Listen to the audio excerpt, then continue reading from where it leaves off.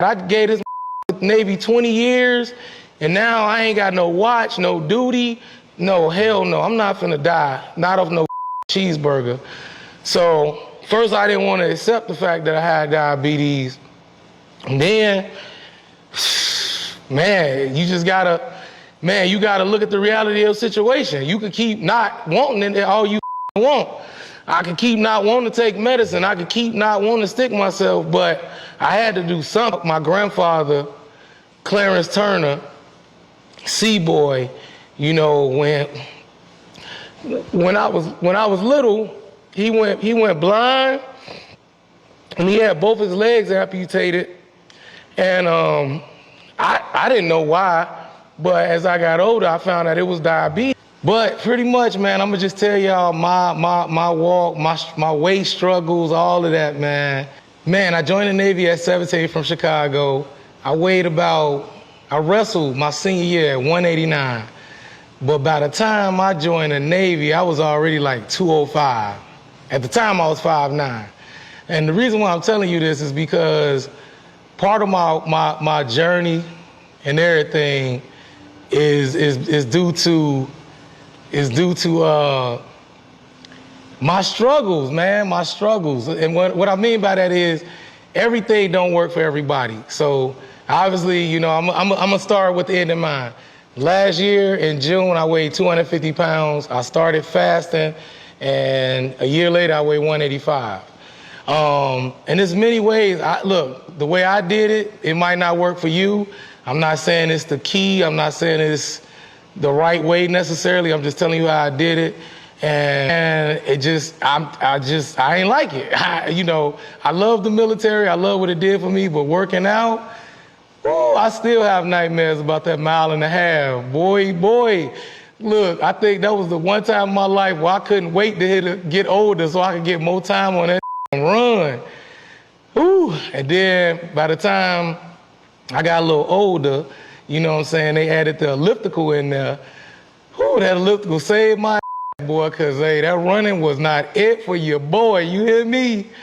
So, you know, I was doing that, and then I retired, and I think probably by the time I was 39, so I probably had been retired 2 years.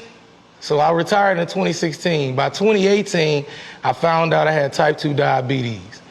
And I mean, it was a disrespectful feeling.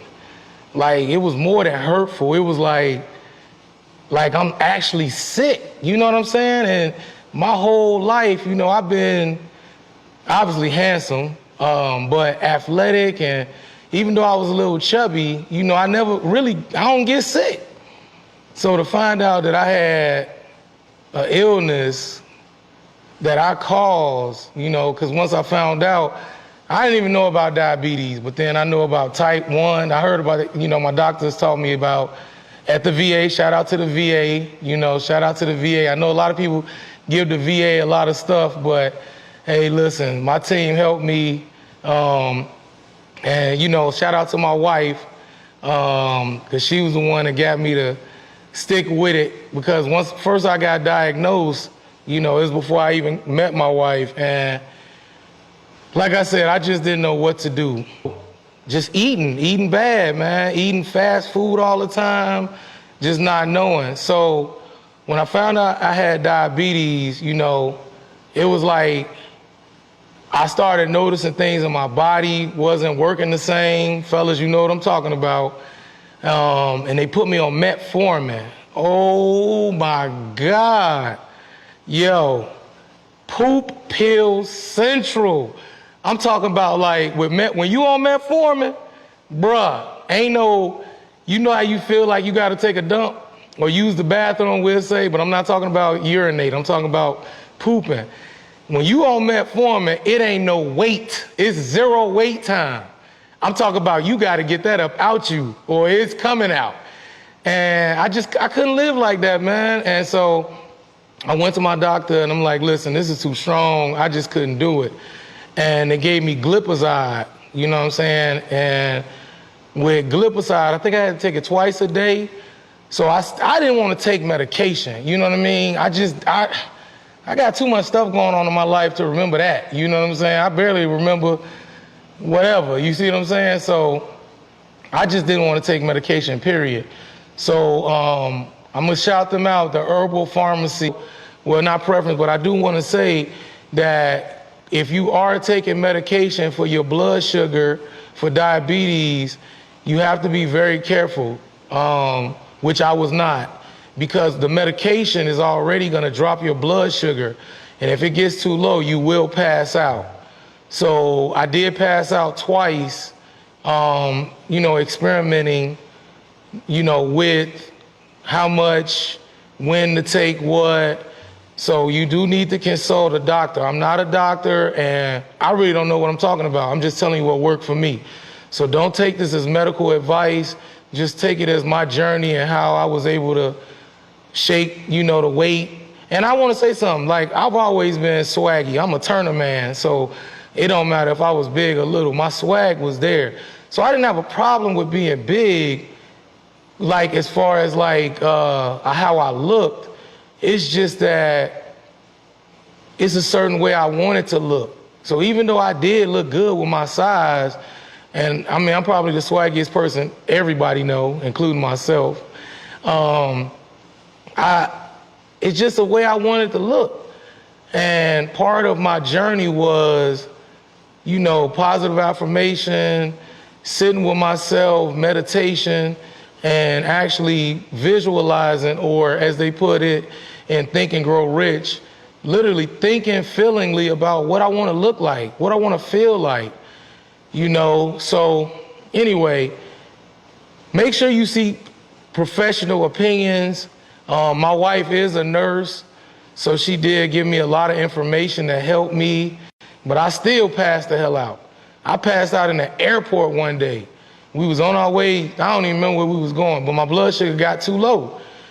So, you know, but it was worth it for me to figure out the combination to get to this point, because I had to learn my body and just had to, I didn't want to believe I had diabetes at first, so I wasn't doing nothing.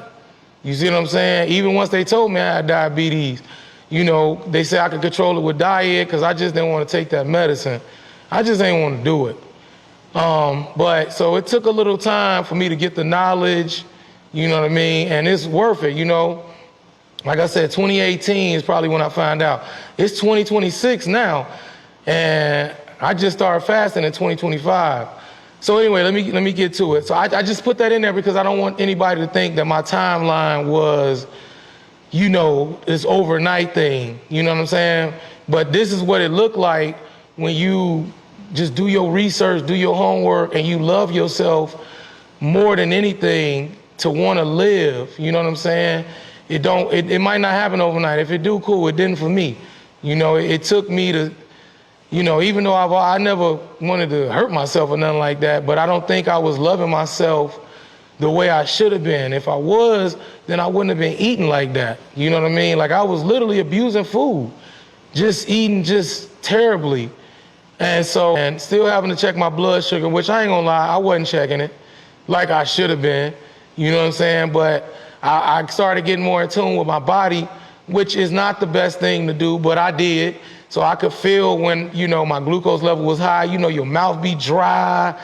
Man, I used to wake up sometimes, my mouth be so dry. I'm talking about Desert Storm going on, like, pause. But it was crazy.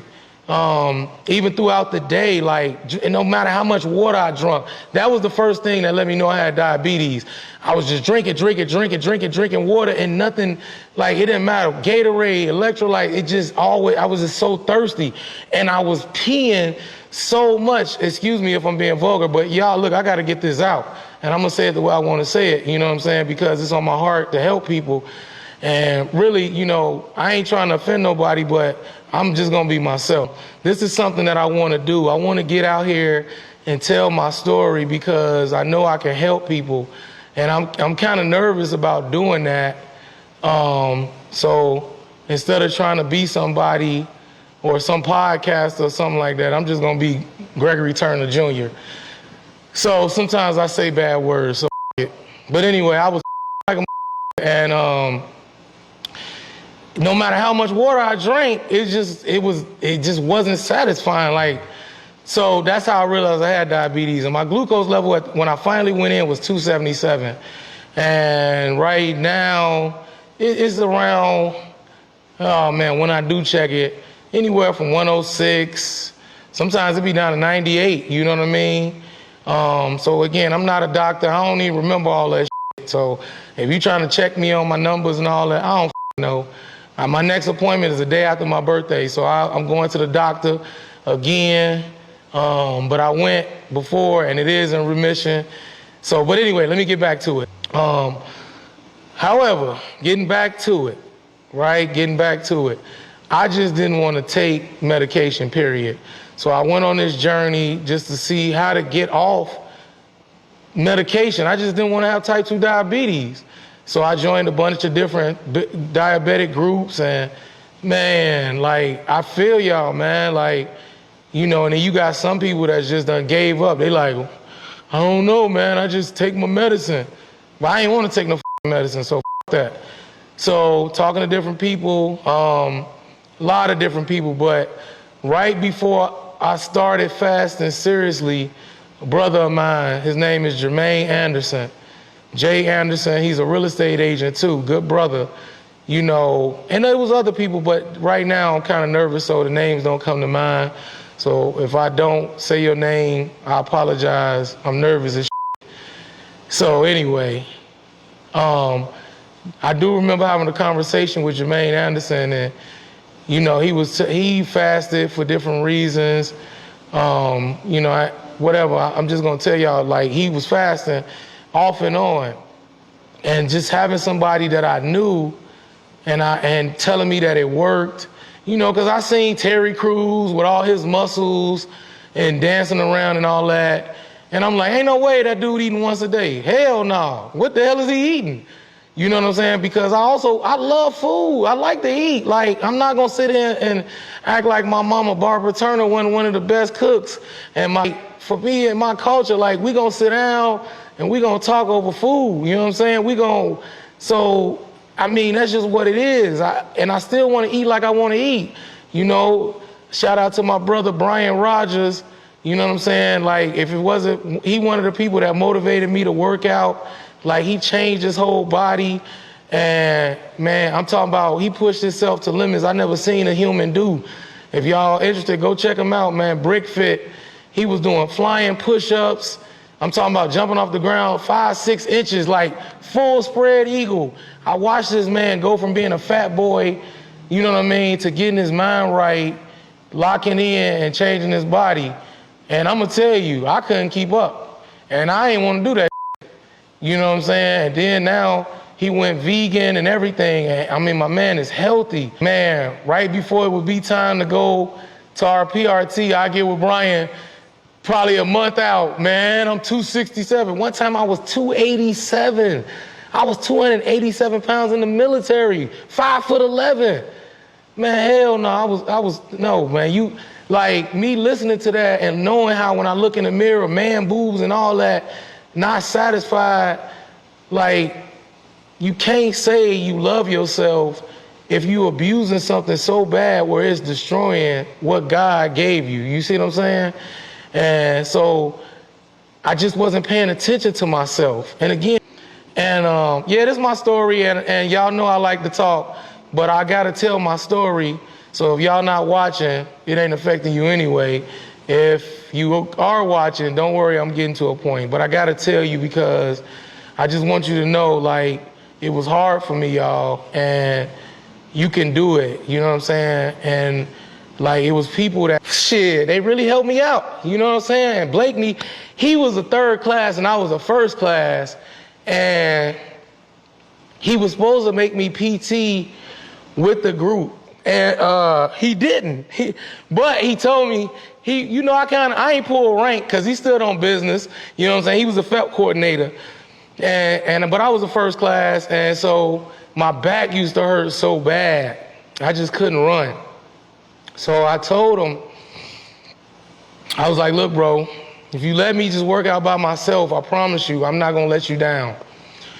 And he wasn't supposed to do it, but he did. And my bad, y'all. I get emotional a little bit because, man, this was hard. So it is what it is. So he checked in on me, he trusted me, but he would make me come do, I can't remember how often, but he would make me come run with the group. And he would give me techniques and stuff for the elliptical and the treadmill. And so because he trusted me and I knew that he could get in trouble, like I kind of did it more so he could, you know, probably more for him than myself, really. Because, you know, sometimes motivation run out, you know what I'm saying? And I knew I wasn't going to my FEP session, so, you know, he was covering for me and I couldn't show up and fail the PRT and let him down. It just is what it is, you know what I'm saying? So thank you, Blakeney. You helped me out, dog. I don't know if I would have retired without you, bro. And there's a host of other people that looked out for me throughout my career. So I was doing that, and then Brian would always work out with me and get me over the hump. But I just got tired of that cycle too. So boom, now I'm out the Navy, I'm retired. I'm 30, I retired at 37 years old. By the time I'm 38, 39, you know what I'm saying, I got diabetes. And I'm like, that, I gave this Navy 20 years, and now I ain't got no watch, no duty, no, hell no, I'm not finna die, not of no cheeseburger.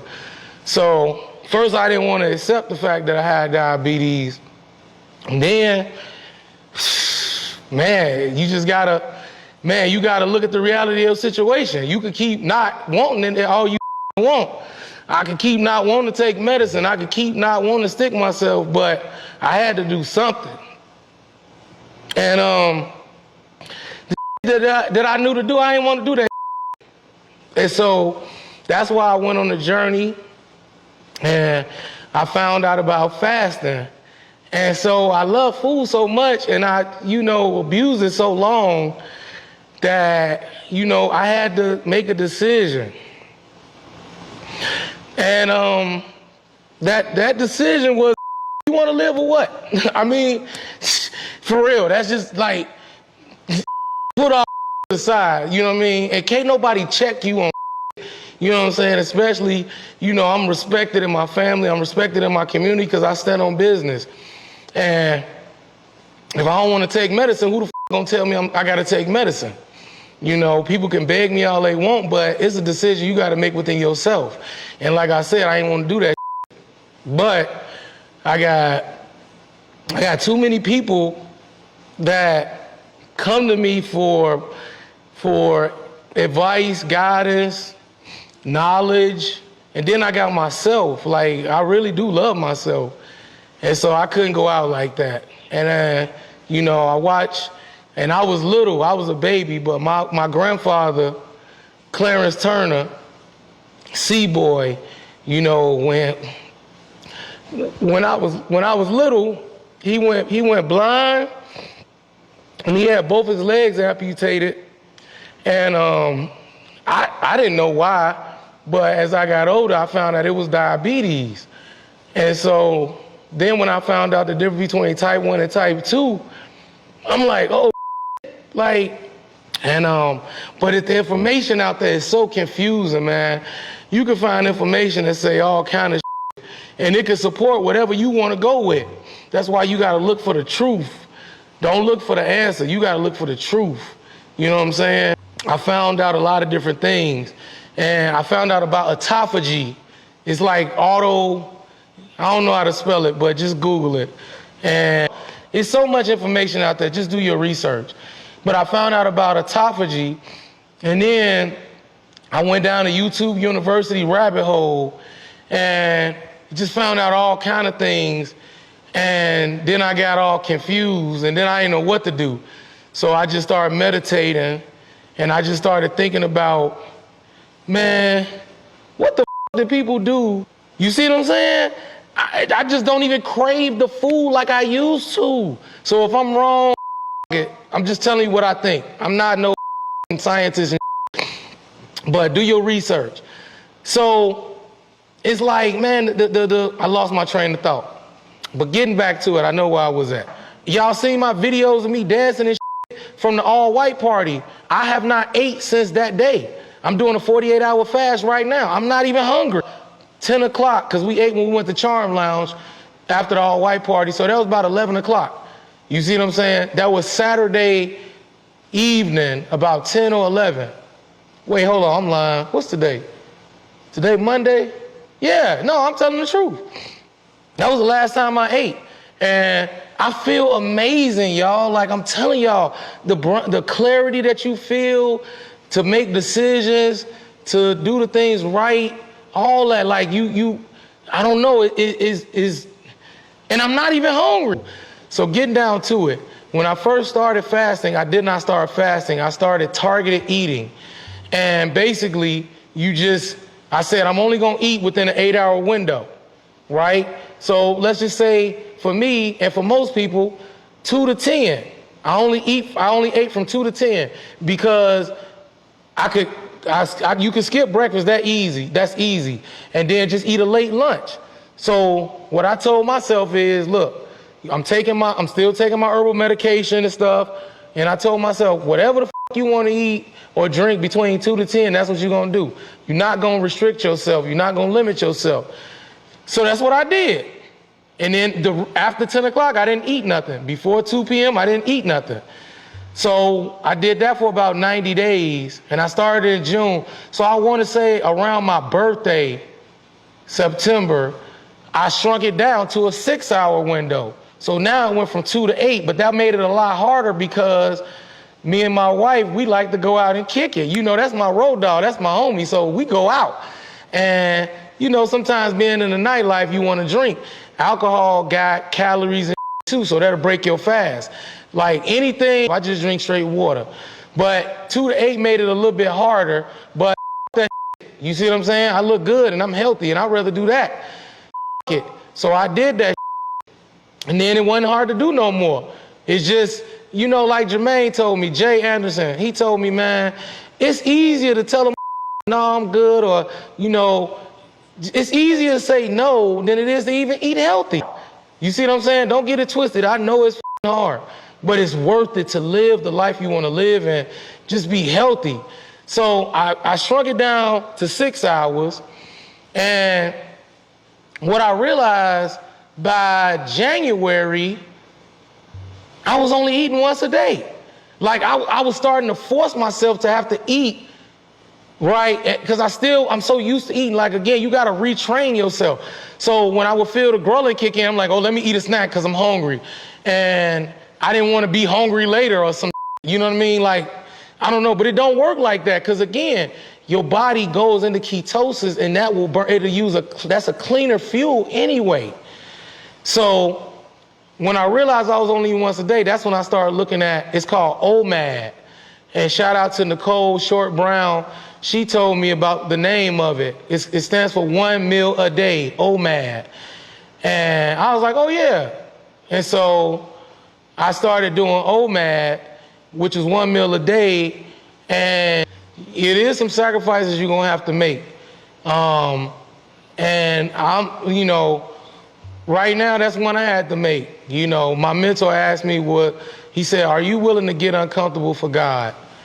And the question was so, you know, your first instinct is to say, hell yeah, of course. But I really let that sit with me. And I think my answer was, I looked at all the uncomfortable stuff that I went through, going through my divorce, you know, having to deal with me and own my part in, you know, having to own my part in messing my family up. And so I had to get uncomfortable to fix that, to fix my relationship with my children, and to fix my relationship with myself. And it was uncomfortable for me to fast, being so addicted to food like I was. And so that's how I came to my conclusion. And God is in all of us. So really are you willing to get uncomfortable enough to love yourself?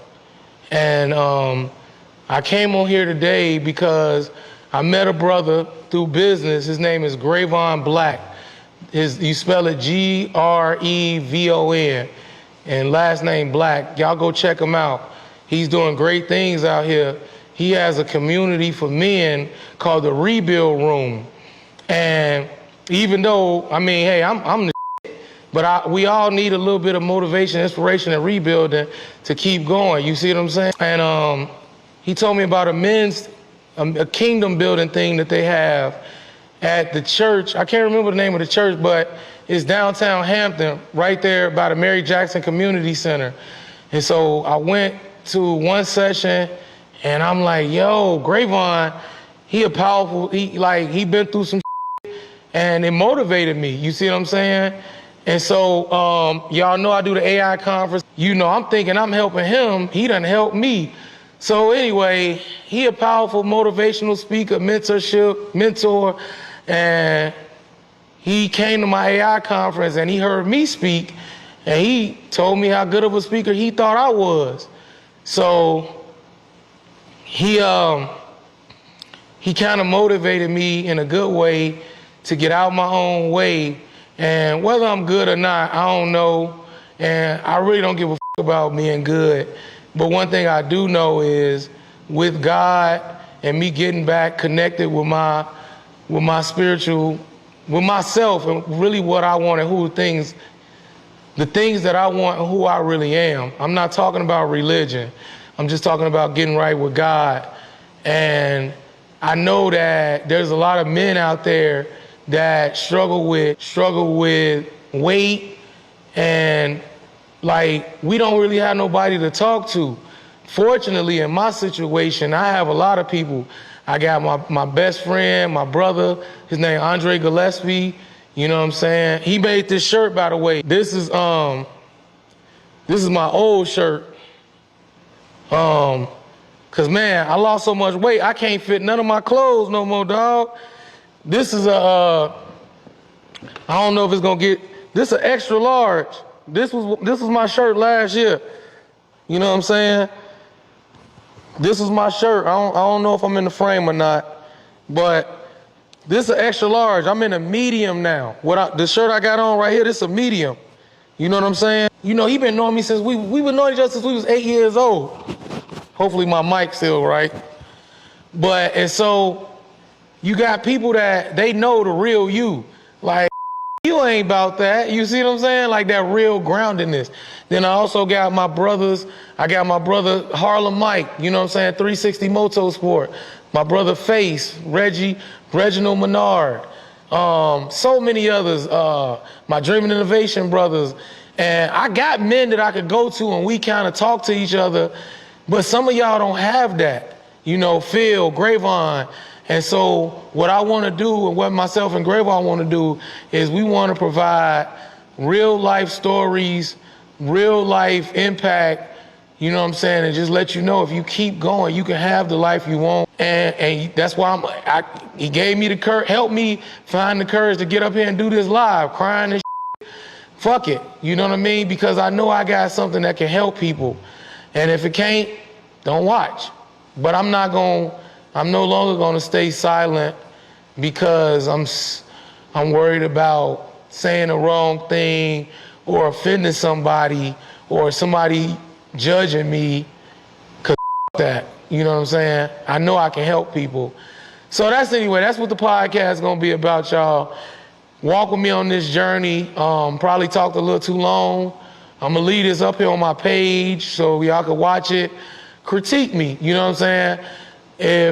Cause like I said, I'm saying y'all, but at the end of the day, I do care about what people say and what people think, but I'm not gonna let it stop my message.